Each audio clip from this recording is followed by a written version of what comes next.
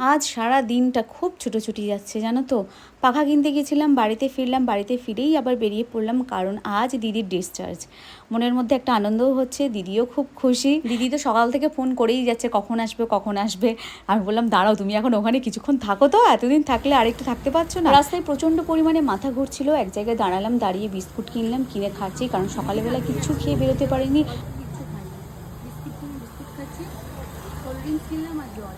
সকালে পুজো টুজো করে এটা সেটা করতে করতে অনেক লেট হয়ে গেছিলো, খাওয়াটাই হয়নি, খুব কষ্ট হচ্ছিলো, সেই জন্য বিস্কুট খেলাম। তো ফাইনালি আমরা হসপিটালে পৌঁছে গেছি, আর এই যে দিদি একদম রেডি, মানে ওনার বস্তা বেঁধে একদম গুছিয়ে রেডি, খালি বলছে চলো। আরে দাঁড়াও, সমস্ত কিছু রেডি করতে হবে তারপর তো। তারপরে এই যে এখানে দিদি বলছে দাঁড়াও চাটা খেয়ে যাই, মানে বেলা 3টে বেজে গেছিলো, সেই জন্য দিদি বলে চাটা খেয়ে যাও। তারপরে এত বাড়িতে আসার আগ্রহ হয়ে গেছে, চা খাইনি, গরম জলটা ওখানে বসিয়ে রেখে দুধের প্যাকেট, চায়ের প্যাকেট নিয়ে সোজা গাড়ির মধ্যে উঠে পড়েছে। তো যাই হোক, আজ একটা খুশির দিন, দিদি বাড়ি ফিরছে, খুব ভালো কথা। তো দিদির সঙ্গে এবার তোমাদের দেখা হবে। সবাই ভালো থেকো, tata, bye and take care.